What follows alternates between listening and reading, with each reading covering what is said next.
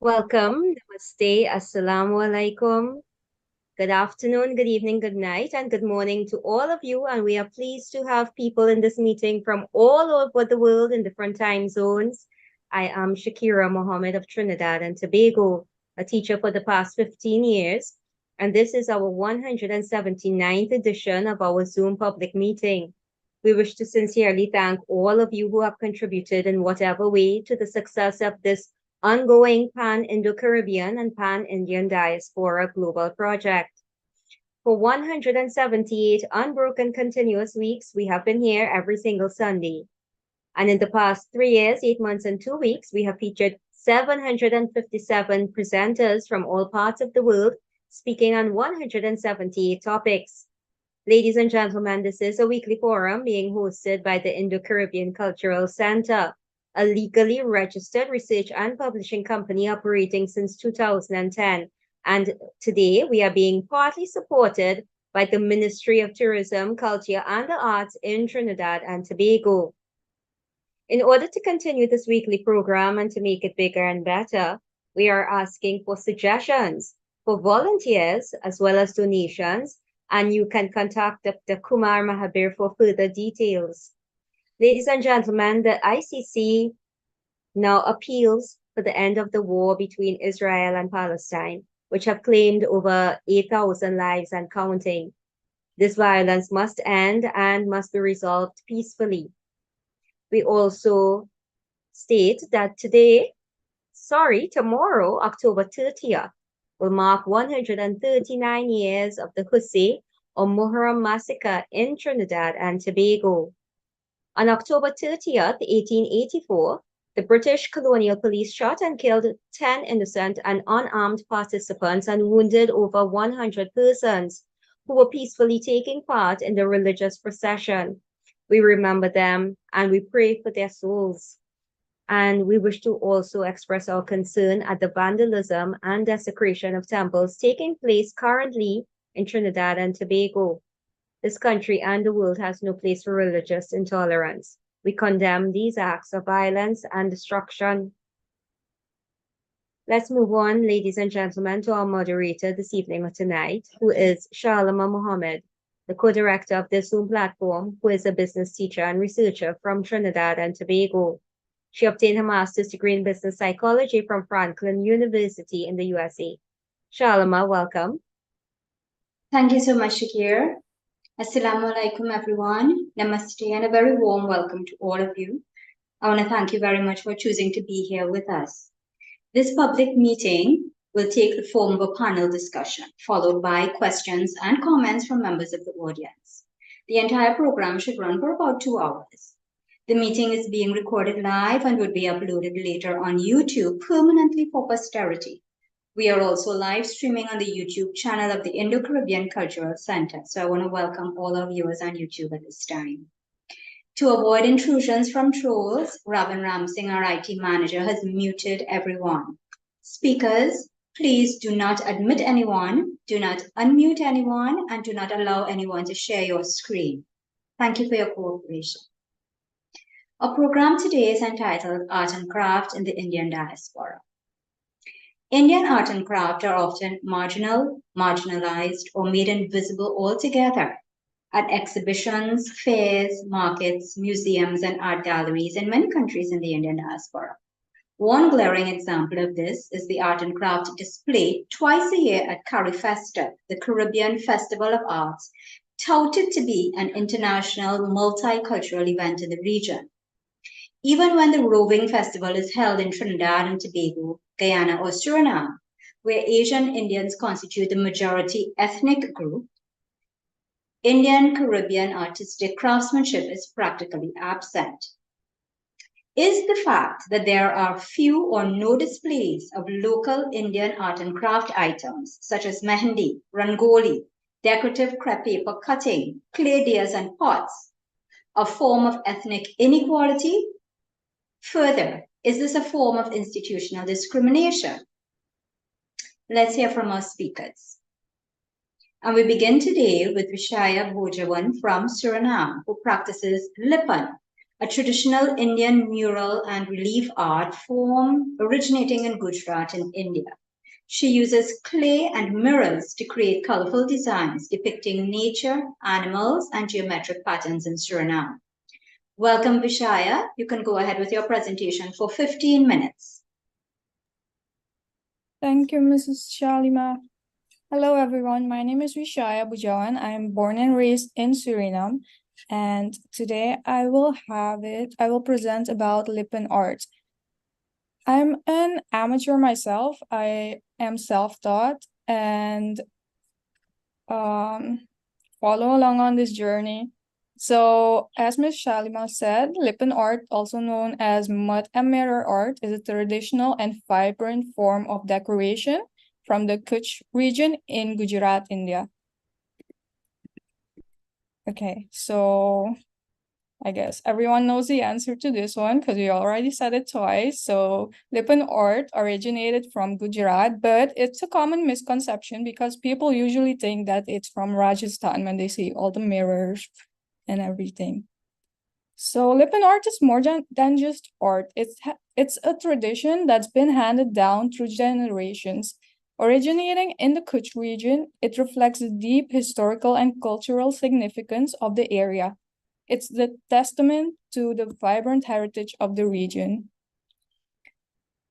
The art of Lippen is built on two fundamental elements: the use of clay, which symbolizes the earth, mirroring the essence of life, and mirrors, which symbolizes the connection between art and the divine. The mirrors also add a unique reflective dimension to this art form. So the charm of this art form lies in its motifs and designs. We can find an array of motifs such as peacocks, trees, and other mythological figures, and each carry a profound symbolism. For example, the peacocks, they symbolize grace, beauty, and protection. The essence of this art goes beyond its aesthetics. It fosters cultural bonding among the Kutchi community because it's often a collaborative effort that embodies unity and tradition. The mirrors embedded in Lippen art also serve a unique purpose. They are believed to protect the space from evil spirits. And this has cultural significance in Kutchi tradition. Now, I'm just gonna give a quick step-by-step tutorial of how this art form is, of how this art is created. So the materials required are clay, mirrors, wood glue, and paint if you're working on a wooden base. But traditionally, they used clay and they mixed it with cow or camel dung. But we live in modern times, so we just do it with clay. So first you have to prepare the mixture, but usually I just buy ready-made clay because that's easier. And I just get the base ready to ensure I have a clear understanding of where I want to put the clay and the mirrors. Next, you have to shape the clay designs and motifs. And this involves like a lot of handwork, intricate designs and everything. So it takes a lot of practice to get all those thin clay lines and all the different motifs that you see there. Now, in this slide, in this video, you can see how the clay design is being applied. You just add the wood glue and the clay on top of it.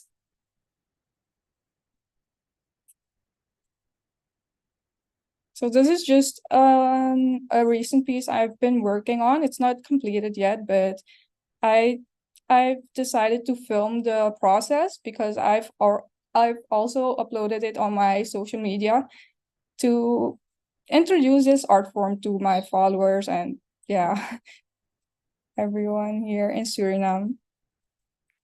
Now, the next step is to adorn it with mirrors.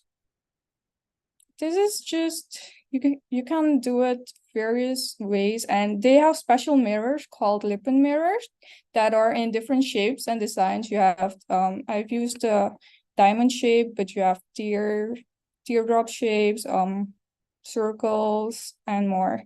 So this is just a summary. You have to prepare the clay mixture, you have to get the base ready, you have to shape your clay design and motifs, you have to then apply the clay, adorn it with mirrors, and eventually you can also paint it using different colors you like. Now, my personal journey with Lippen art has been driven by my cultural heritage and a desire to preserve and celebrate our roots. I'm passionate about introducing various art forms to the rest of the world, increasing their reach and appreciation. I'm also a Bharatanatyam dancer, and there are a lot of other cultural things that I try to do in order to preserve our culture. Now, I've co-founded a brand called Suraniet, and in our brand, we've tried to integrate the beauty and significance of this Lippen art as decor, paying homage to our cultural roots. And our aim is to create a fusion between Surinamese and Indian traditions while embracing a global audience. Now, we're not just talking about cultural preservation. It's our mission. Our commitment is to preserve and celebrate our heritage, taking significant steps towards safeguarding our rich culture, because as Ms. Shalima has mentioned before, it's important that we keep these traditions alive. Evolve to adapt to the modern world while preserving its traditional roots. It's gaining popularity as a sustainable and eco-friendly form of art used in interior design, and this art extends beyond cultural boundaries and into the global realm, symbolizing how art and culture can be a bridge between traditions and communities, because nowadays you can find Lippen art in a lot of different households, and not only Indian households, everyone, because it's gained a lot of popularity on TikTok and Instagram. So how can we allow everyone to explore and appreciate this art form? Now, a strategy involves educational initiatives, workshops, and interactive experiences. I've been trying to do this, but since I'm relatively new, I thought it would be, I was happy that Mr. Mahabir asked me to do this presentation, because this is one of the steps of, this is one of the opportunities that I try to take in order to introduce this art form and give more information on it, so I can hopefully motivate other people to also try this out. Now, thank you, and I invite you to join us in appreciating and supporting this craftsmanship. Let's help us preserve our rich heritage. Now, you can stay connected with us on Instagram, Facebook, and TikTok. We're launching next week, and we have more than just Lippen art, so I hope you guys follow and share. Any questions or any feedback? Excellent. I'm seeing Subhash Apana, his hand is up. Subhash, please unmute and go ahead with your question, please. Yes, thank you, Vishaya, for taking us into an area that this is the first time I've actually heard the term Lippen art. I might have accidentally come across this form of art and seen it as Indian art rather than Lippen art, rather than a particularly Gujarati art. I have just a small question. Is this word Lippen an Indian word, or is it, where is it coming? What's the origin of this word? That's a good question. It's It's a Kutchi word, and it has to do with, just give me 1 second, I don't want to mispronounce it. I have it here. So it basically means clay in local Gujarati. Lipan. Okay. Lipan. Okay, thank you. Okay, very good. Roseanne, please go ahead, unmute and ask your question. Dr. Kanhai? Okay, can you hear me? Yes. Yeah, okay. So I do have a question, but so you raised, both you, Shalima and Vishaya, raised a question of cultural marginalization, if I may use that word, right? And I have some questions. I think on the one, well, not question, but kind of reflections. And this is not meant to be criticizing your work, but giving feedback, okay, to you and artists like you. Because I think when you come on a program like that, feedback is an important part of this forum, okay? Okay, so you talked about the desire to celebrate your roots, okay, and the cultural traditions and keeping cultural traditions alive and so on. And I think that is very important, particularly for those of us, whose cultures are way over across the Kalapani.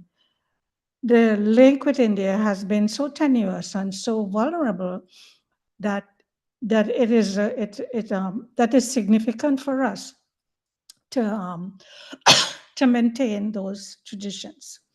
However, my question is, can you make this, or has this been adapted to the Caribbean context? Have you, for example, been able to take this kind of work to local architects or interior designers? And how can that happen? Okay. Now I'm asking this because I'm reflecting on a personal situation in which I don't know, many of you have read my collection, The Green Faced Man. It's a collection of poetry and short fiction. And I refer to The Green Faced Man. The Green Faced Man was my metaphorical way of talking about the hardships and the evils in the sugarcane history, in the sugarcane space. And I created a lot of images. And I had a friend of mine, we chatted about it, and she says, why can we not have a carnival band that uses some of these images? Right? You have created the images as a poet and a writer. Now, the next step would be to put it into a local context, a local art form, which is carnival. But neither of us knew how to make that happen and how to make it something that band leaders or band artists would be receptive to. Okay, Dr. Kanhai, can we just have your question, please, and take a response from Vishaya? Thank you. So did I ask my question? Or the question is, how do you take your artwork, images that create, or forms that you create, that you are taking from India or from a part of India, and put it into a local Caribbean context? Sorry, could you repeat the first part? I understand the value or the significance of maintaining the cultural links. And one of the ways to do that is to take an art form that exists in India and work with it. I'm saying, is there a cultural context that you can put that into? And I gave my example of how do I put poetic forms into a carnival band, right? How do you put your art into local designs, in a practical way? Can that happen? It's definitely possible, but since I'm quite new to this, I haven't really explored that area. But I do have some plans of collaborating with local artists because Suriname has a lot of traditional crafts here as well.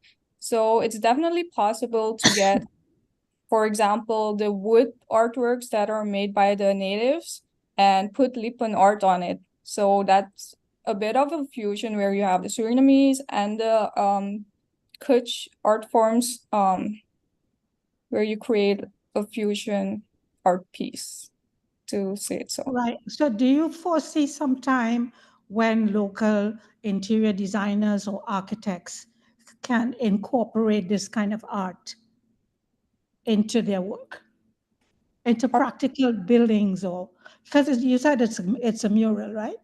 Yes, it is. Is that something, is that a direction in which you think this should go or could go? They could go, but it's difficult because they would have to adapt. It would be difficult to use clay for the murals if it's out on the outside, so they would have to adapt, modify. So it is a possibility. Okay, thanks. Okay, For now, excellent. just Thank you. good Thank as you, a- Dr. Kanhai. Let's take another question from Dr. Gopala Krishnan, I think. I think I got that. Yeah, Go ahead, yeah, please. yeah. Good evening. Gopala Krishnan, huh? Not Kitchener, Gishnan. Okay, that's okay anyway. Thank you very much. I was very much interested by what has been told by Vishaya. Huh? Exactly. Of course, it originates from northwest of India, I suppose Gujarat and Rajasthan. I would like to know whether she knows the name in Andhra Pradesh, and also when she thinks it came to Andhra Pradesh, to the south of India. Oh Because no, it in- actually originated in Gujarat, but it's a common misconception that it's from Rajasthan and Andhra Pradesh. So that's why I put up those, because I was actually planning to have that as a poll, but we disclosed the origins beforehand. So that was just supposed to be a poll. are the people speaking Telugu in Suriname or Tamil? No, we don't. Actually, I do dance on songs that are in Tamil or Telugu, but we don't speak it or we can't really understand.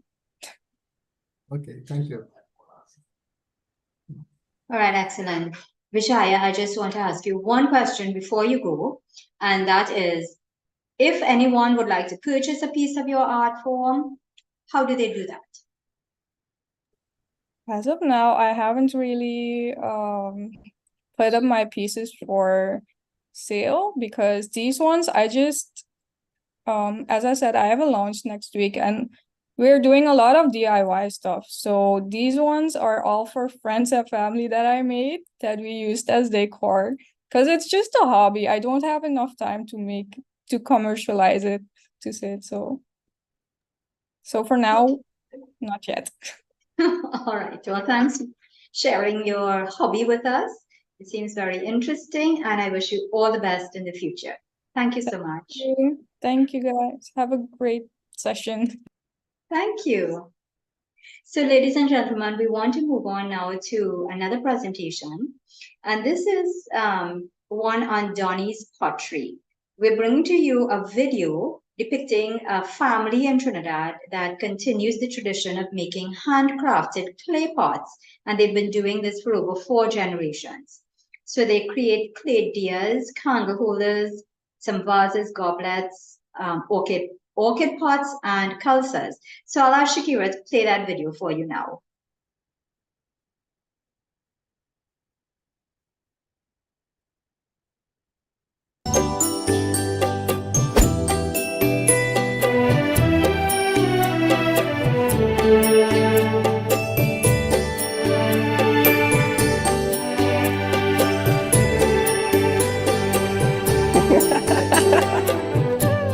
What's up guys, this is Nishad M here, and it is officially Diwali season, my favorite time of the year.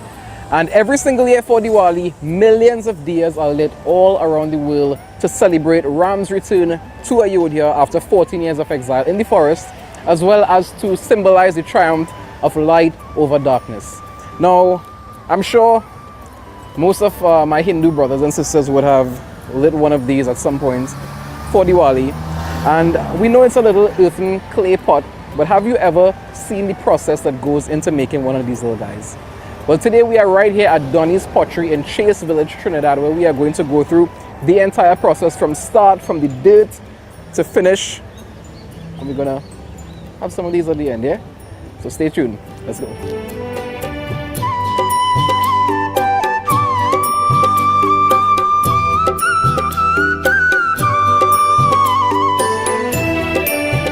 Alright, so we are officially here in the workshop and we're about to get started. So this dirt here, clay actually, comes from a spot in Claxton Bay, according to Donnie. Very top secret location, we can't give away the location. But the older folks will tell you there's a type of dirt called sapate dirt. Sapate, didn't I say that correct? Sapate? Sapate dirt, yep, so.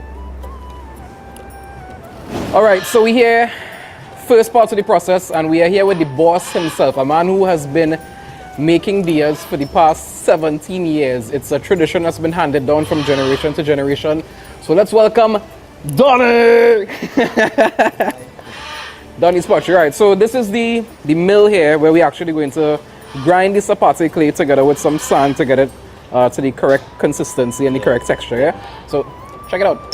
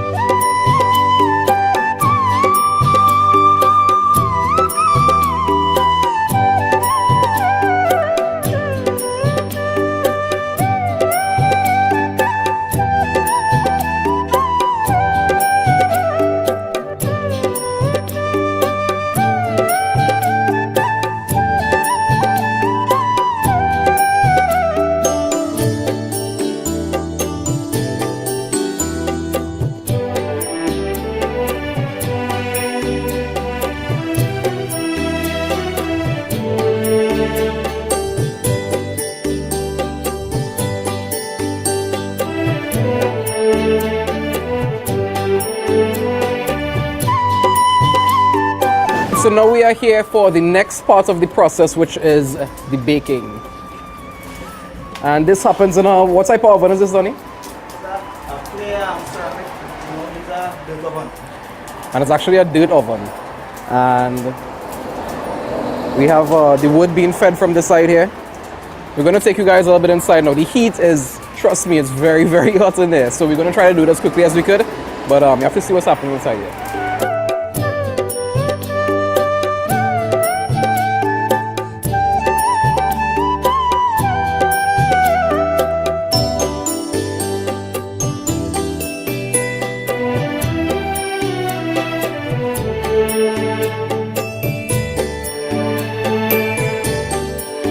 Okay, so these are the diyas that were actually handmade by me. I wish. But this is the final product. And trust me when I say the process was absolutely mind-blowing. I don't know if you guys were as blown away as I was. And it may seem like a very simple process, but when you actually try to do it for yourself and you realize that the art and the technique that goes into doing this.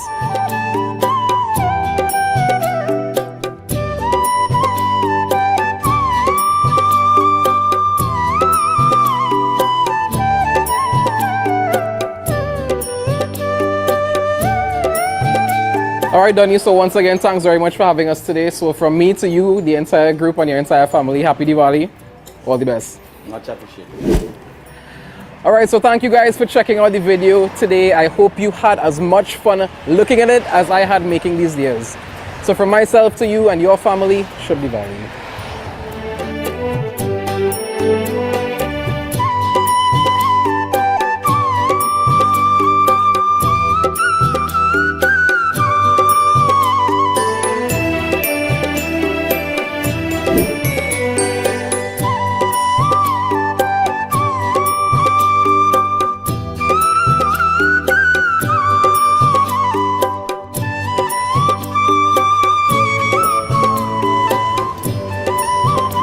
Technology for lazy people.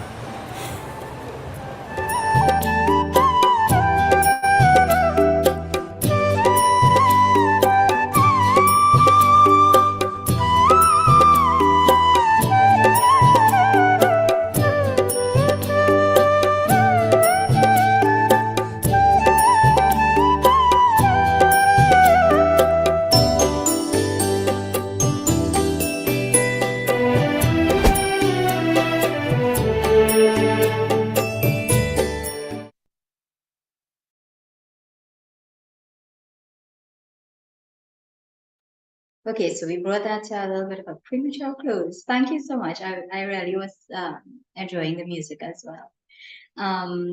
So we want to say thank you to Donnie and video producer and narrator Nishad M for that lovely presentation, quite appropriate for Diwali, which is approaching very soon.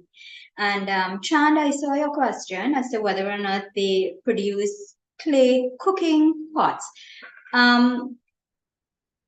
To be honest with you, I'm not sure that they do that. I don't believe so, because out of the wide array that they have, it's generally used for plants, puja, etc. But I suppose you could always, there's a treatment that you could do inside the clay pot to allow you to be able to cook and not have there's a kiln that you will have to pass it through in order to be able to make it suitable for cooking. And I think one of the other relatives do that not too far from where they are located. So to everyone, this is the entire Tiklal family in Chase Village in Chaguanas. They are all living close to each other, and each house, one after the next in that area, does this kind of pottery. Creates deers and everything. So all the deers that are sold throughout Trinidad and Tobago for Diwali comes from this particular area, Chase Village in Chaguanas. And Chan, when you come back, we will take you. So looking forward to that. Ladies and gentlemen, let us now bring our third speaker, and this is Kajal Madhu. Kajal is a practicing visual artist, sculptor, business owner, and teacher with a BA in Visual Arts from UWI, for which she received the MP Aladdin Award. She focuses on creating eco-friendly murti deities with unique forms. Welcome, Kajal. You can go ahead for 15 minutes. Hi, thank you for having me. This is an absolute pleasure to speak to so many persons internationally about this art form that is limited to mainly India and recently, well, Trinidad and other Caribbean countries, islands, right? So thank you for having me. I did have a video to play, but it's not playing on the PowerPoint. So I've opened up the link that it came from, which is Facebook. So I would share that now. Share.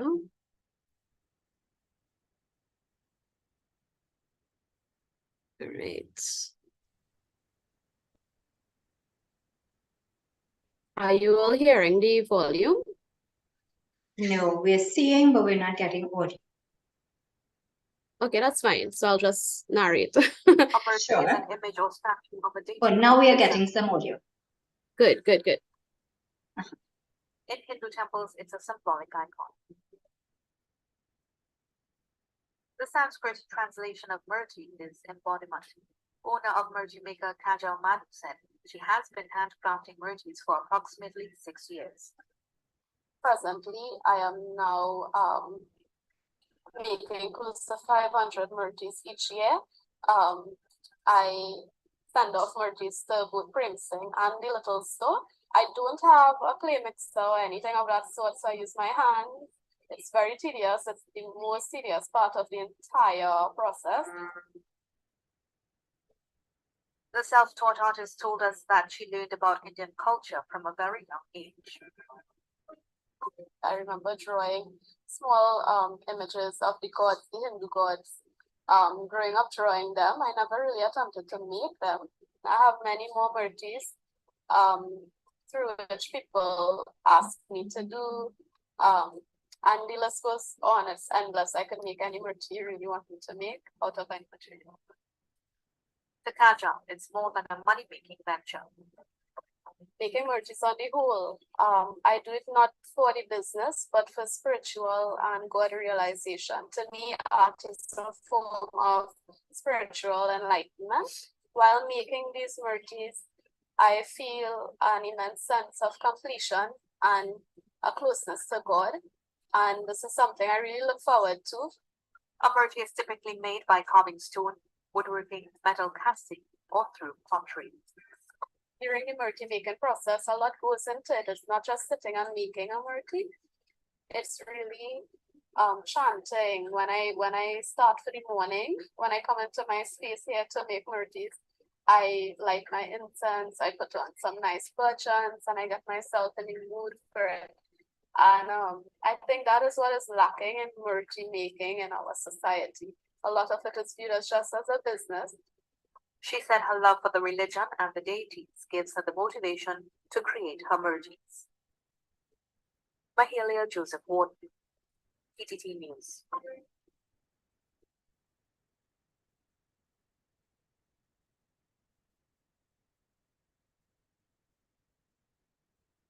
All right, so let me just stop share. Right, so from the video you would have seen just now, I typically create Hindu murtis, but I do indulge myself in all types of sculpting, right? From a young age, I was always very into the arts, very into art form, and I grew up in a religious household, so it was basically second nature for me to get into this. Murti making for me, well, I started off with painting and sculpting. I used to do folklore characters like Papa Bois and Mama Lo, and all of these Caribbean folklore characters that we know about.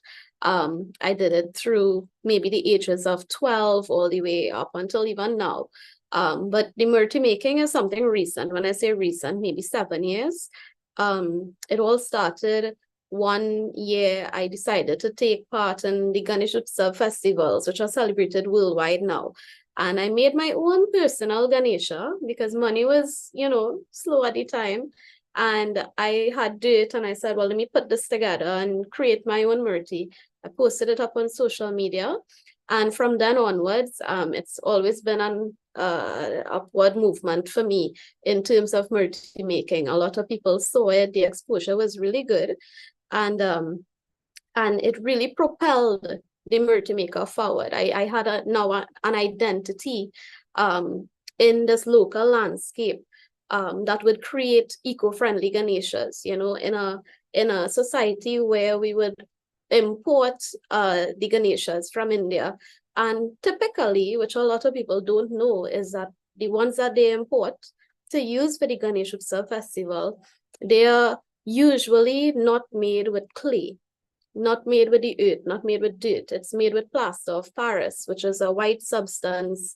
And the scriptures do quote that the murti should be made with dirt. So with my clients, I have a lot of clients telling me, the kajal, this is the first time I used the murti and it dissolved completely in the water. So I'm glad to have that impact, that positive impact on the environment and also people. The growth has been slow in terms of people making the move from imported murtis to locally made murtis, because obviously the imported murtis would be much more smoother and prettier because of the type of material and paint used. However, the clay locally made murtis would be a little bit more on the rough end in terms of the finished look, right? But the interior definitely is ideal, completely go green, completely eco-friendly. I do have some images I'd like to show you of my work. So I'll share the screen again. No, just now. Aha.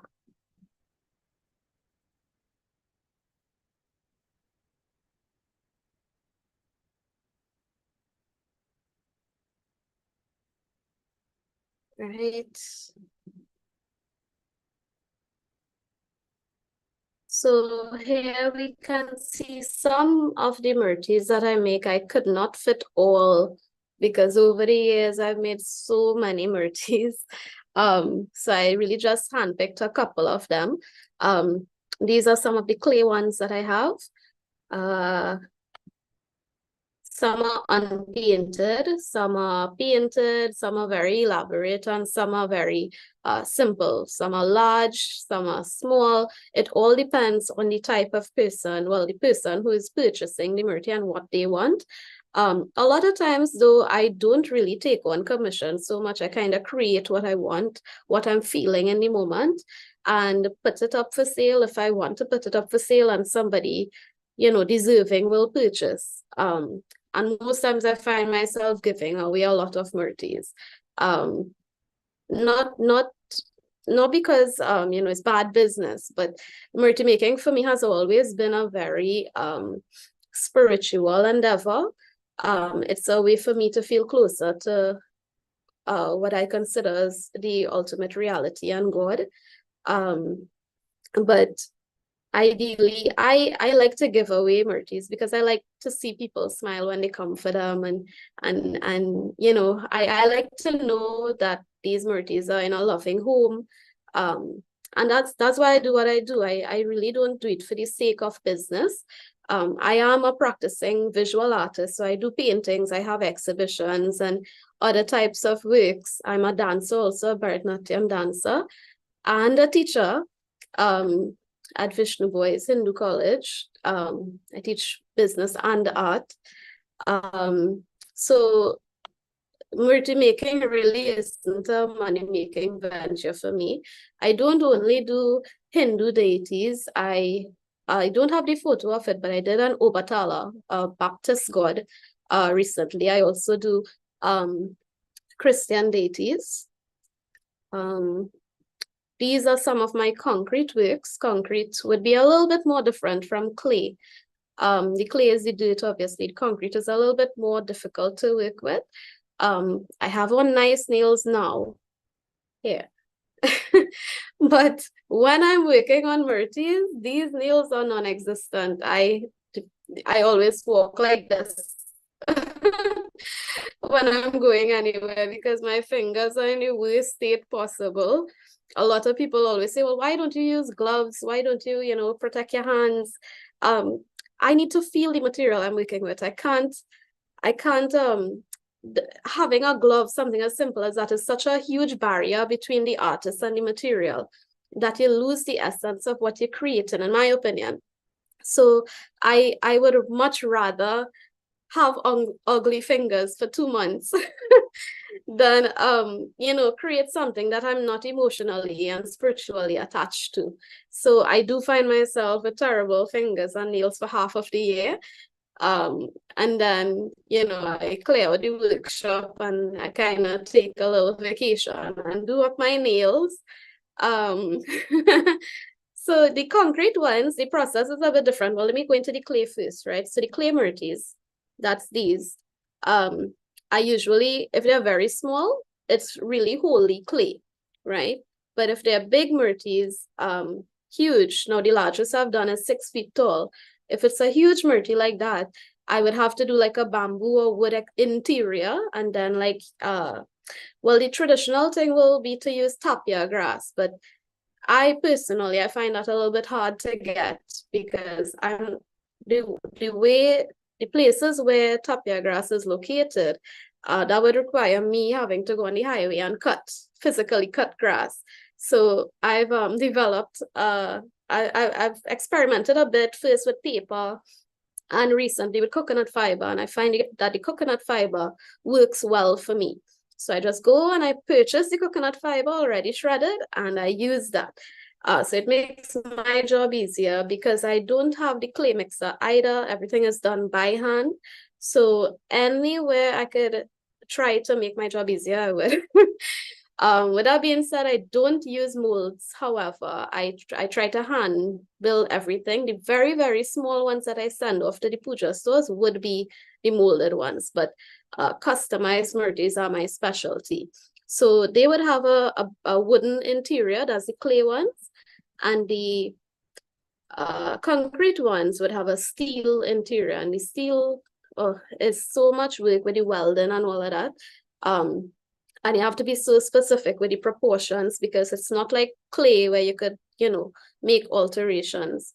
The concrete, when it dries, and it's so hard to, then go in and remove aspects of the murti to fix it over and things. It's kind of like as you weld it is how you're gonna get it, and you have to kind of work with it. So where the clay is a little bit more flexible in terms of manipulating the form, the concrete isn't. You kind of have to make sure your steel frame is top notch and then start adding on material. So the process is a little bit longer. With that being said, I do enjoy the clay a little bit more because I like to, I don't know, I feel at one with the earth and with the universe when my hands are messy with clay. And anybody who knows me knows that I could spend hours on the murtis and I wouldn't even know the time is passing. The nighttime would reach, next morning would reach, and I'm still sitting there with a murti working at it. Because in that moment, it's just me and the murti, and I feel at complete and utter bliss. And the world is so peaceful, especially in the nighttime. So that's my time to work. But that's all I really have regarding the murtis. I do sculpt most things, everything, whatever I feel a emotional attachment to. But my highlight really when it comes to sculpting is the murtis. So that's it for me. It was so nice to be a part of this. It was wonderful having you. Kajal, I'm seeing a number of comments in the chat, and I would invite you to look at the chat right now. To members of the audience, I want to invite you to ask your questions directly to Kajal. So please raise your electronic hand if you have a question or a comment that you would like to verbalize. Kajal, what are some of the challenges that you faced in getting the clay that you need? So, funny enough, you had Donnie's presentation before. I live not too far. I live across the highway from Donnie. And, going to school, primary school, every day I'll pass by Donnie's workshop. And I would always be intrigued at the clay items that he would have on display. And it's only until like 7 years ago, I said, okay, let me go and ask him if he sell clay, like raw clay. And he did. So I bought a 7-pound block of clay from Donnie, and I began crafting the murti and all of that. And the only thing is that it was a bit expensive to continue when people order 6 feet murtis. 1 block of clay is fine for a small little murti, but when the orders start coming in, you need to expand and look at other possibilities. So now I source my clay from a secret location in Carlsonfield.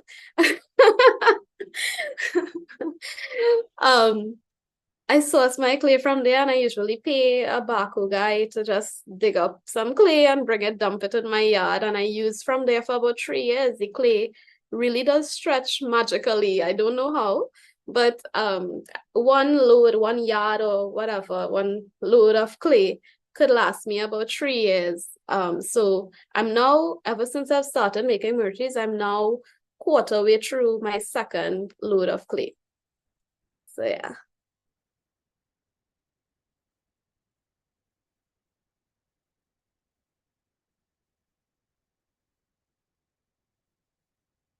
I'm not hearing. Oh, okay.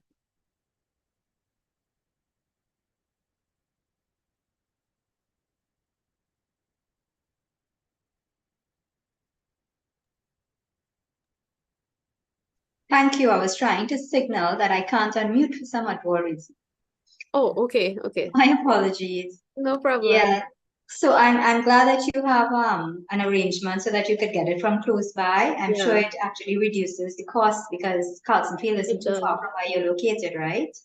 I'm in Carlson Field, so it makes Oh, all the more sense. And I feel closer to the dirt also because when I started off, it wasn't just Donny. We have a pond in the back of where I live, and I would go and collect little samples of clay and play with it. So I feel like a close attachment to the earth here.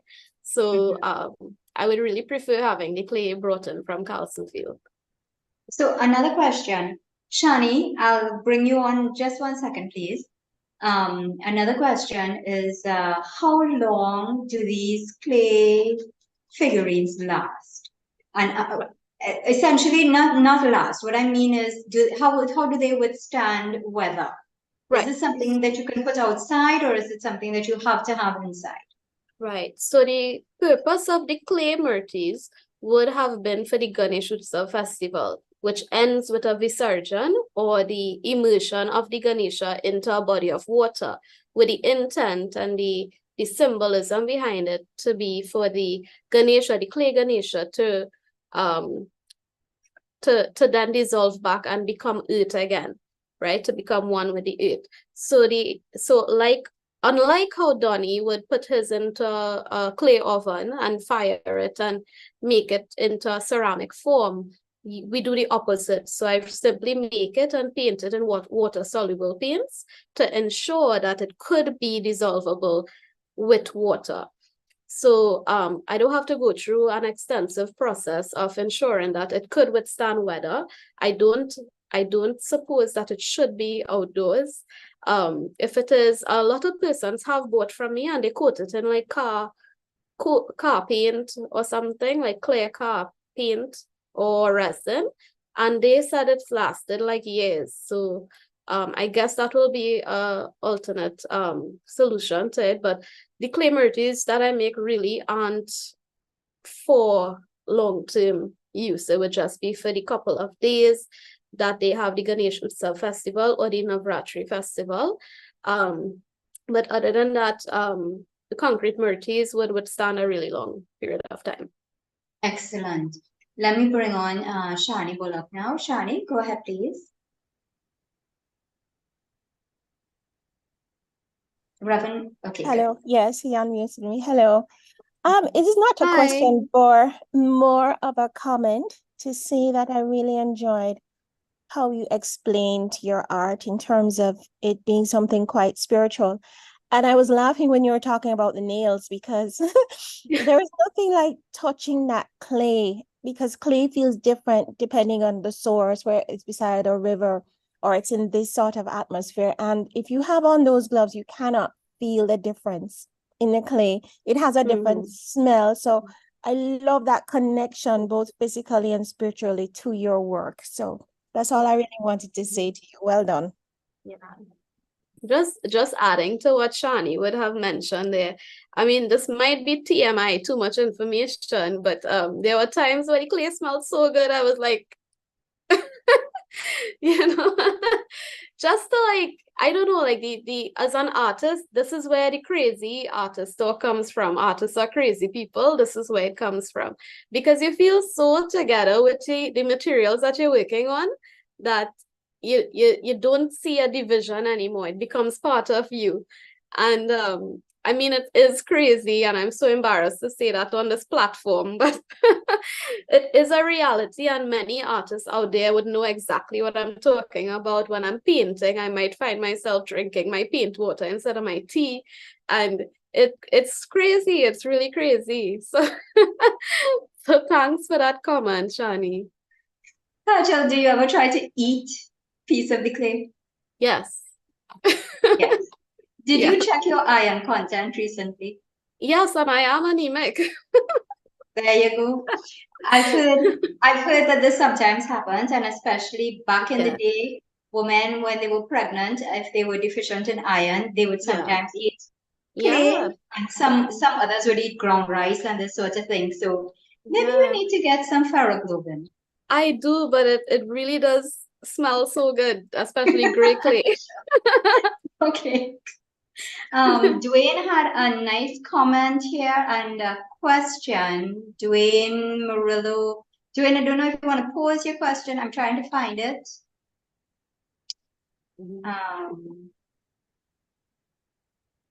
Let me see if I can find his question.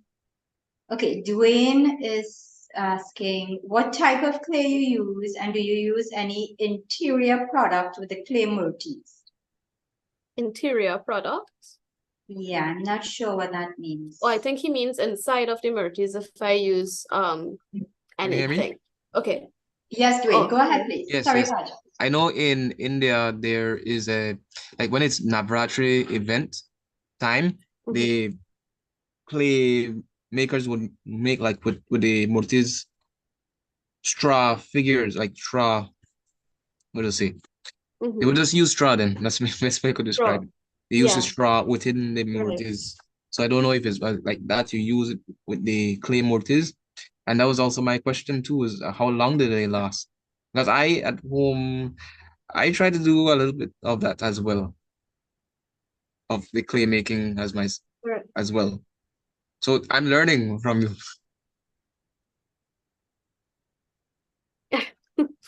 Well, I'm happy that you could learn from me because if you know if we don't share our knowledge and our expertise, then what use is it, right?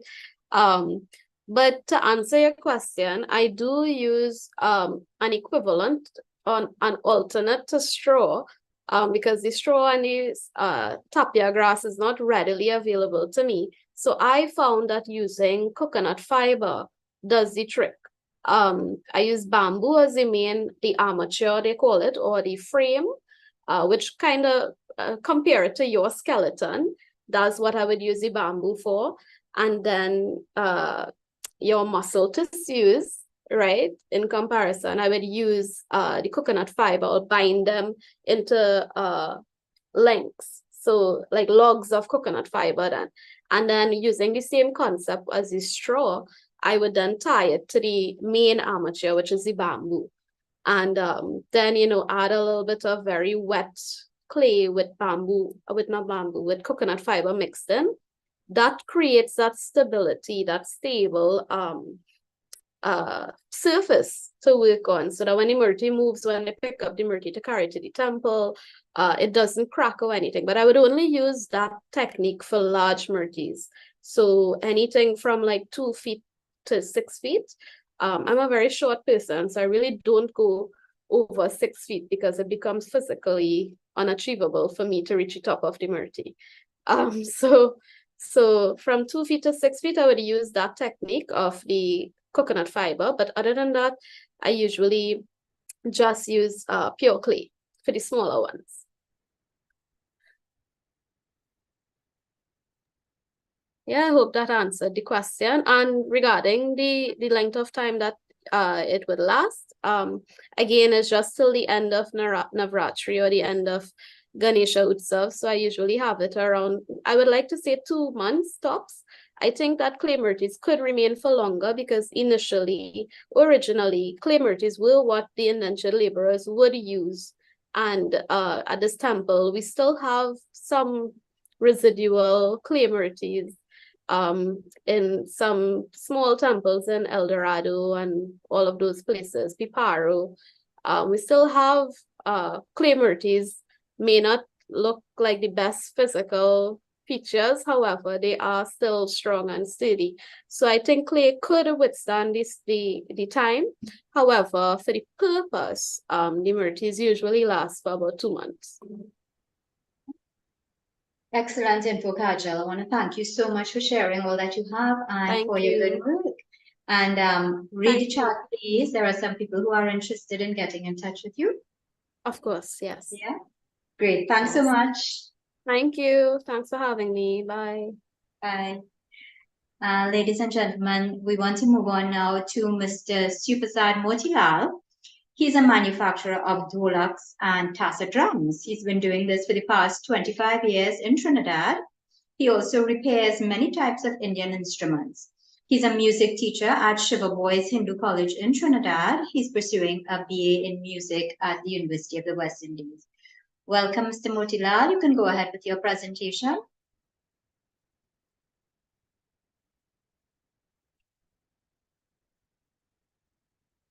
Okay, we are seeing your slides, but we're not hearing you.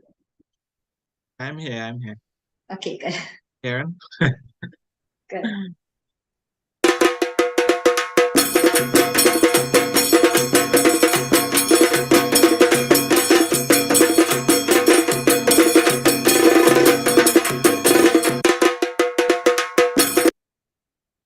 Okay, here just talk a little bit about the actual history of the Tassa drums. Tassa drums ensemble with ancient Persian origin, tash or tash drums, the drums disseminated from India and spread worldwide into the diaspora. Drums are conical shaped drums as known as Nagara. The large cylindrical shaped drums which are played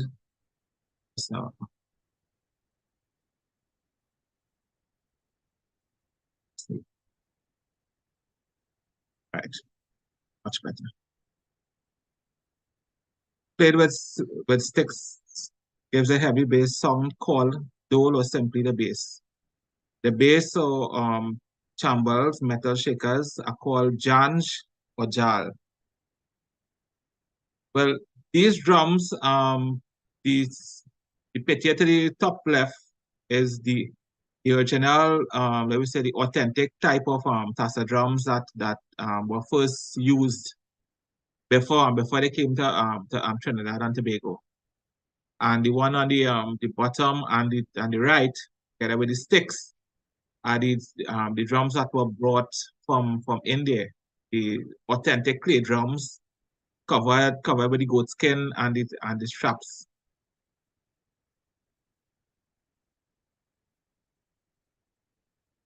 First design of the Tassa drum was made from clay pots covered with the goat skin, tied together with straps of goat skins. These Tassa tal drums were required to be heated to be played to achieve its high pitch and tonal quality.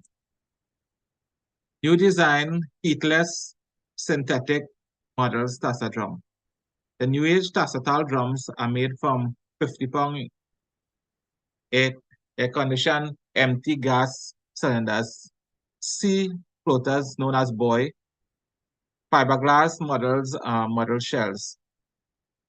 The drums are fastened together with metal bolts, and some models use nylon cords or straps.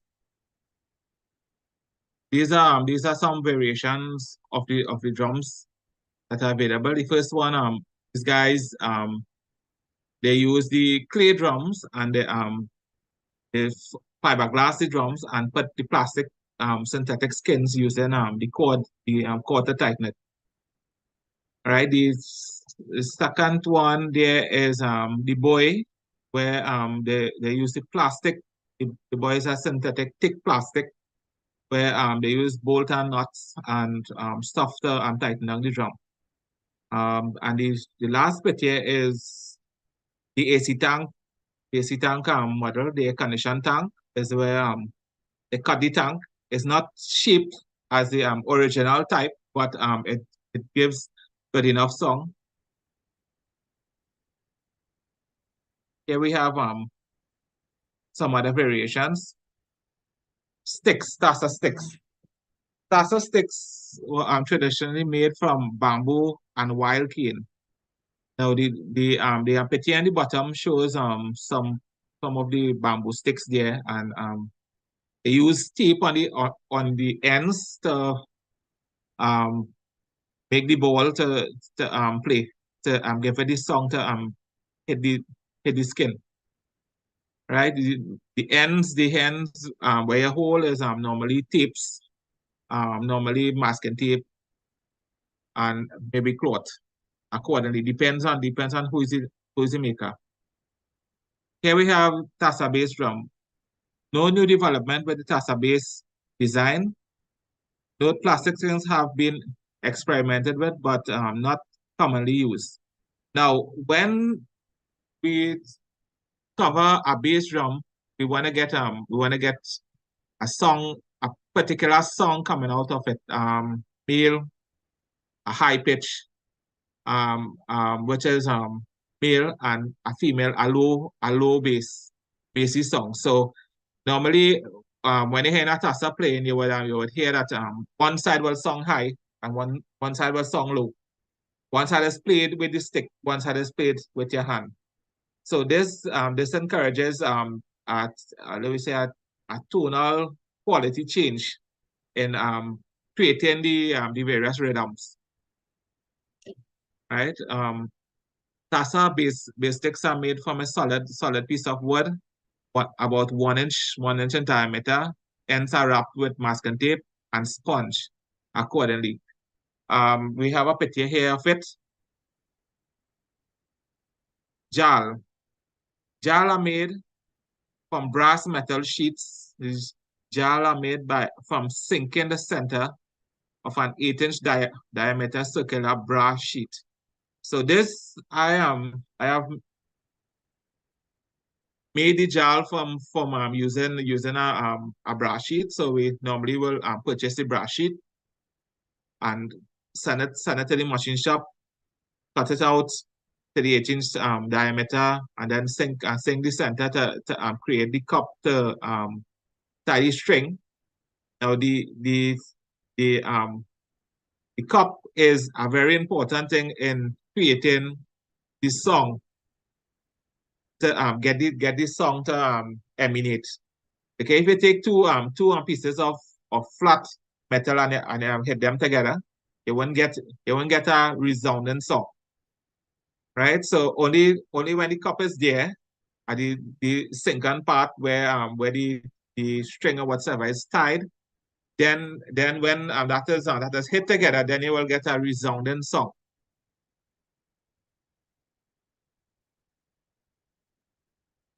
A Tassa band group comprises of the following: bass drum, one Tassa tal drums, and one jal.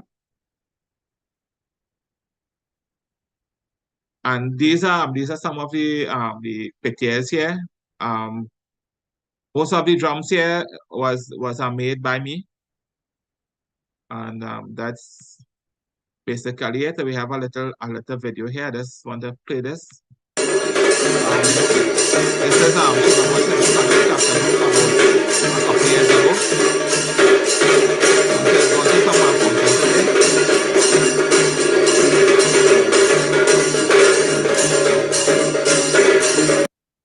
Right, so I would take some questions now. Now I was asked to speak on the making of the Tassa drums. I also make dolaks from logs, creating the actual dolaks from using a log from the sawmill, bringing the log home, shaping the log, turning the log on a lathe, digging out the center, covering the drum, painting, complete dolaks done by me. And we also repair harmoniums, any type of Indian instruments. So if anyone have any question, this is my my humble presentation. If anyone will have any questions, I can take them now. Okay, so excellent presentation. Let's take a question from Mrs. Kamala Tiwari. Yeah.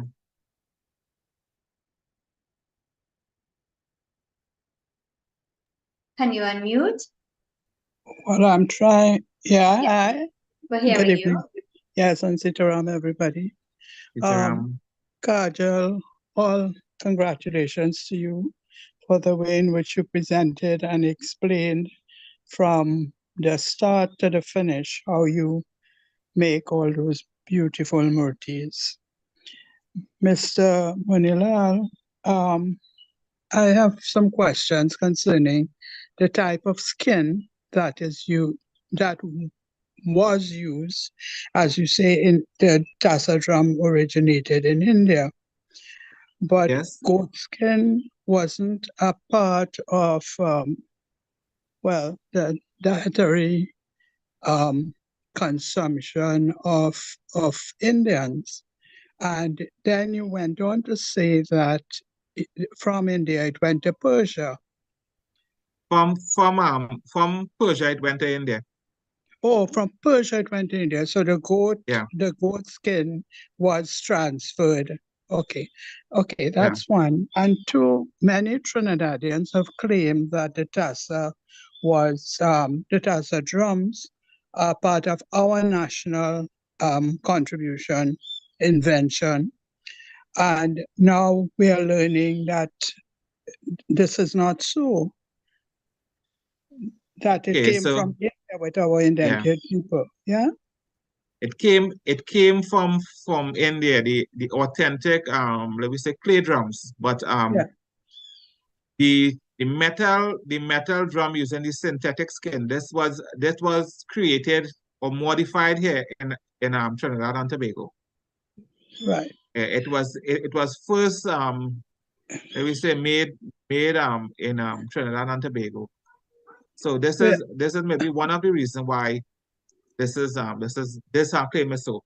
Well, but that's not a true claim, because no matter what developments we've had, the evolution of the drum and what we have changed, materials and all of that, it originated in India, not in Trinidad. Yeah, this is quite true. Yes, this is quite true. Thank you. All right.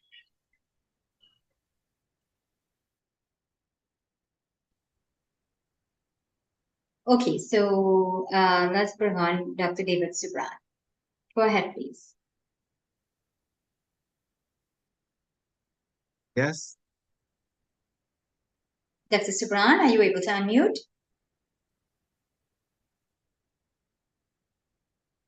Robin, could you please unmute Dr. David Subran? Right. Okay. I've achieved that. Now, the tunes, let me say that I'm a very old person. The tunes from the 1950s, or we should say the beats, have we retained that at the present time? Because somehow I am detecting a difference. Thank you. Okay. Well, I just make a comment on that. Some of the authentic holds and the authentic beats, right, remain the same. But we have, let me say, evolved and took some of the authentic beats and modify them to create what we are now getting.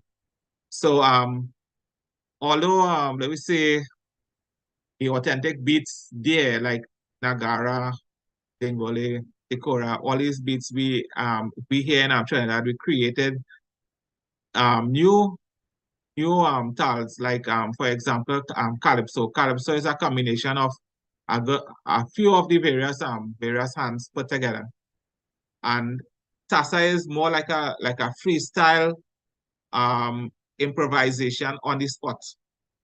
So based on this, we could find that okay, some of the stuff has been modified, but there is some type of let me say the authentic beats still being there.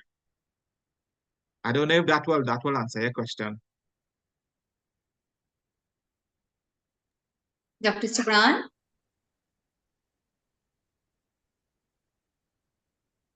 Mr. Motilal, what are some of the authentic beats? Well, Nagara, Dengole, Tikora, and we have now where they have developed, Tassa drummers has developed a beat called calypso, right? And most of the competitions they ask drummers to display authentic beats like Nagara, Tikora, Dengole.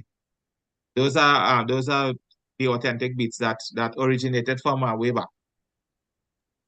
Yes, you have answered the question to some extent, but do you have access to recordings from the 1950s?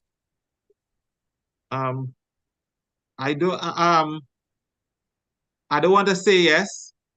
I don't want to say yes, but maybe I could get it. We could work on getting it. That's all I could say on that. On that. All right, so we'll link up the two of you and hopefully you'll be able to access those beats. Yes? All right, thank you. So let's take another question from Dwayne Murillo. Go ahead, Dwayne. Hi, Sitaram, namaste. Yes, I was just trying, I don't know if Mr. Motilal had made mention of what material the Tassa drums are made of. All right. The authentic Tassa drums were made of clay. Inside of the drum, the shell of the drum was made of clay and goat skin. Now the drums that we have now, let's see, the drums that we have now are made of synthetic skin. Synthetic skin meaning some people use trapset skins, the skin that are used on the trapset drums, and they use the X-ray paper, right? But the mostly used skin is those that are used on the trapset drums, and there are special ones that are used, the ones that are sealed on the outside, because different skin going to give you different song and may not be able to take the pressure. And I don't know if that will answer your question. And what about the outside? The outside is made of the air condition tanks or any strong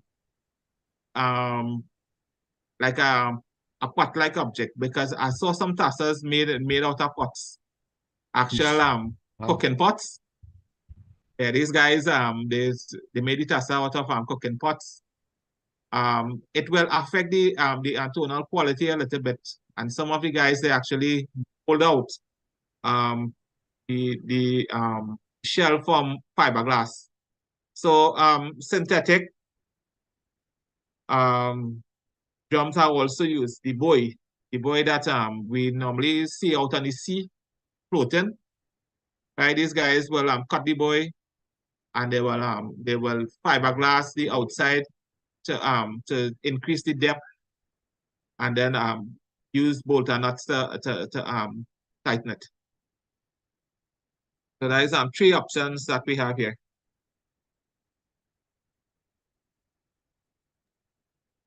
Okay, great. Thank you very much for sharing that.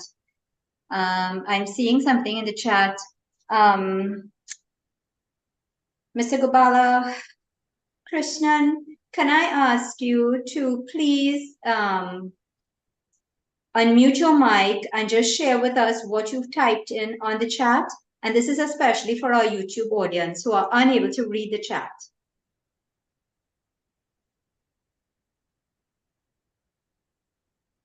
Mr. Gopala Krishnan?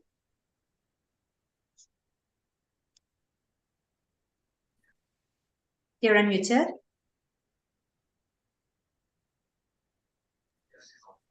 Okay. Yes. I succeeded in unmuting.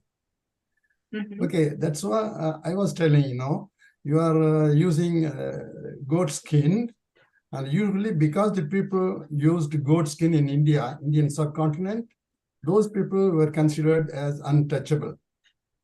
So from that concept comes the name Pariya, and so on in Tamil. And of course, Tissa stick, I don't know whether there is another name in Persian or in Fars. I don't know exactly. But anyway, those people who are playing drums, are they, of course, in the Caribbean, there is no caste difference. Maybe there are, I don't know.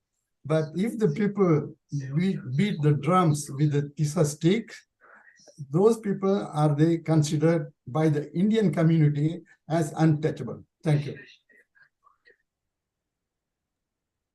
Mr. Motilal, please respond.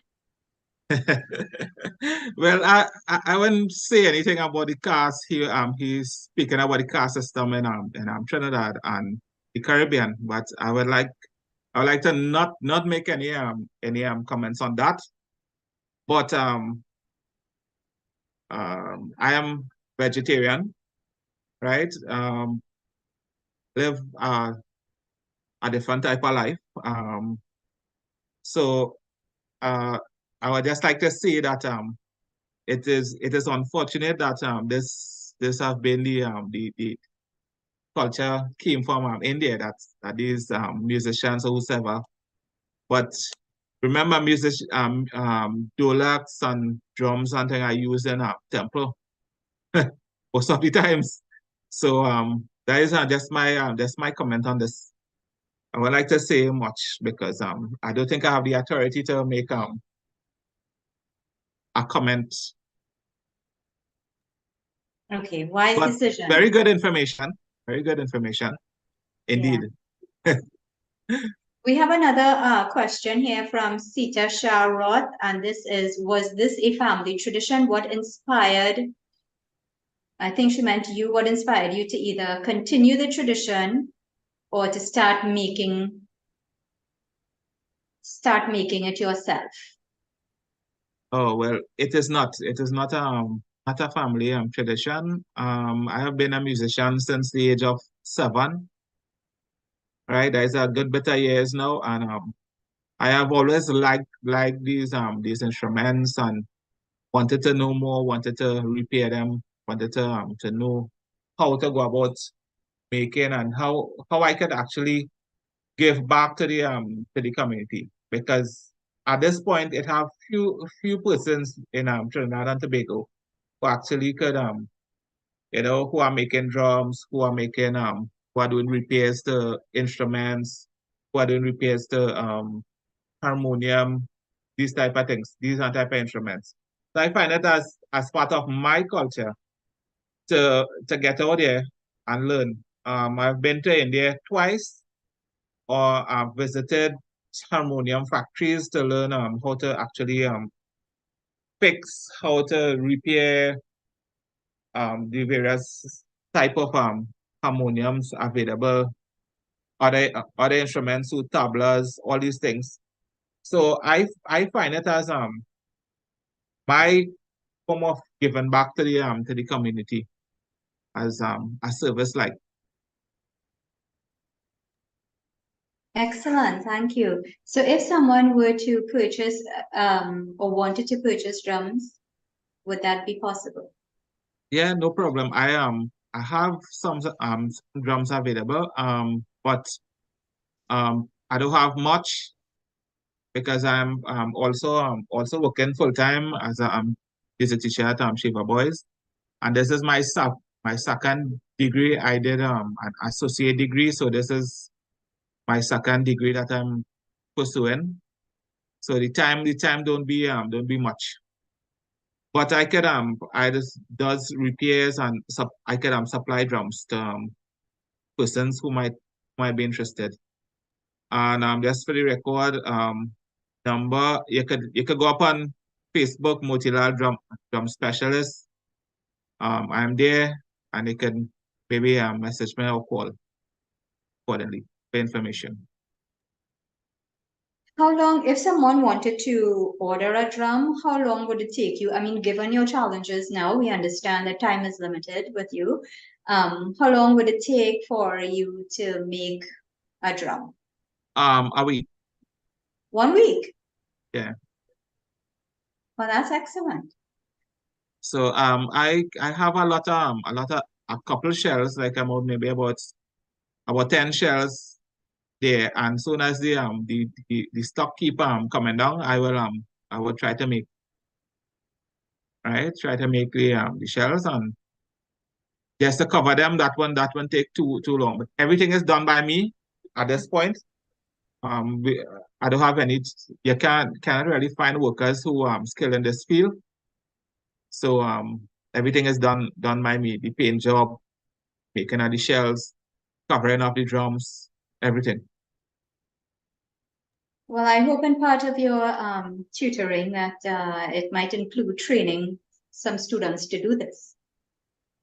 I am willing to do that once we get persons who are interested.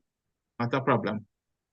Excellent. So thank you so much for sharing with us. We really appreciate the knowledge that you've shared as well as your art. Thank you.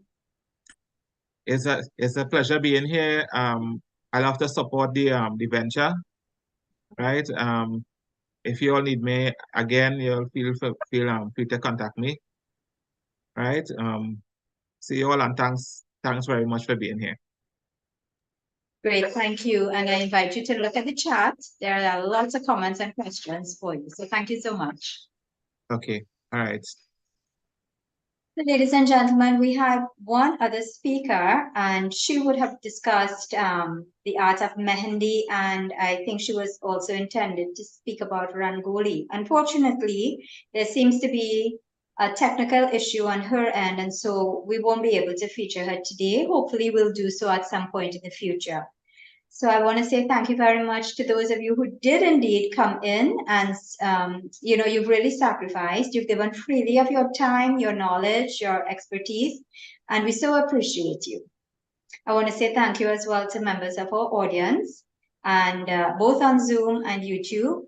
Thanks for attending and participating. And now I'll turn over to Shakira to formally close today's program. Thanks so much. Thank you, Shalama. And thank you all for taking the time to attend and also to participate. As we said earlier, this public meeting is being hosted by the Indo-Caribbean Cultural Center and partly supported by the Ministry of Tourism, Culture and the Arts in Trinidad and Tobago. And you can feel free to contact the ICC to publish your books and your reports. And remember that we are asking you to kindly give us your suggestions, as well as becoming a volunteer and also donations. And you can contact Dr. Kumar Mahabir for details. We want to thank the advisory and planning team led by Dr. Kumar Mahabir, and to our IT manager behind the scenes, Ravin Ram Singh, who has been recording the program and will upload it to our website and to YouTube permanently for posterity, and to Miriam Mohammed for producing our TikTok videos. Our topic next Sunday will be the continuation of our series on conversations with Indian elders, which is always enjoyable and incredibly interesting. So please visit our YouTube channel to see all our past recordings. I am Shakira Mohammed from Trinidad and Tobago saying goodbye. May God bless you all. Dhanyavad. Thanks to everybody for participating. I know you think to be busy these days, but we appreciate your presence. Thanks to all the speakers. Motilal, thank you who have remained to the end.